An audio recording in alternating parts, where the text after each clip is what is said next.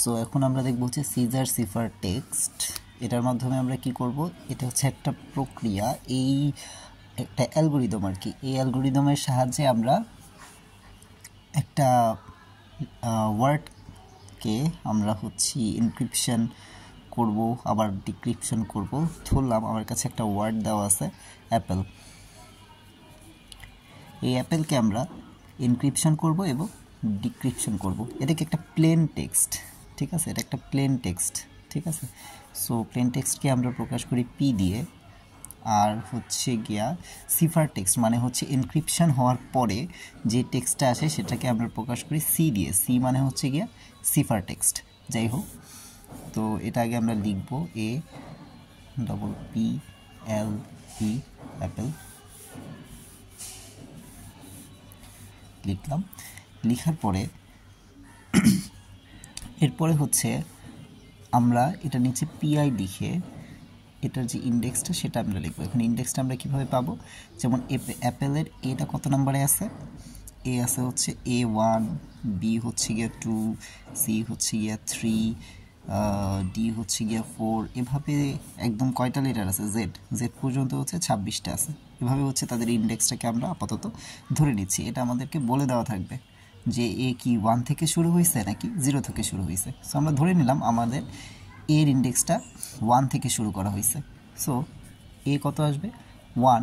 ঠিক সেমভাবে পি এর ইন্ডেক্স হচ্ছে 16, এল এর ইন্ডেক্স হচ্ছে গিয়া 12, আর ই এর ইন্ডেক্স হচ্ছে 5।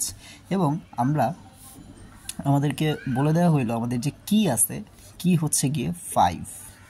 সো কি আমাদেরকে বলে দেওয়া আছে কত, 5। সো সব জায়গায় 5 লিখব নর্মালি। 5 লিখার পরে এখন আমরা যেটা করব সেটা হচ্ছে আমরা সিআই, যেহেতু আমাদের এনক্রিপশন করার প্রক্রিয়া চলতেছে, সো আমরা যেটা করব এই দুইটাকে যোগ করে দিব। কত আসে 6, 16 আর 5 21, 12 আর 5 17, 5 আর 5 10।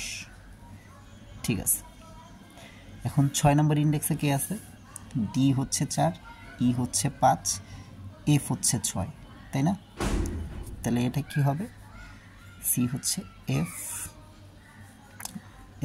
6 নম্বরে আছে এফ, তারপরে হচ্ছে 21 নম্বরে আছে সেমভাবে ইউ, আবারও ইউ, তারপরে হচ্ছে গিয়া 17তে আছে কিউ, আর হচ্ছে গিয়া জে হচ্ছে 10। সুতরাং আমরা আসলে এনক্রিপশনটা পেয়ে গেলাম। যদি আমরা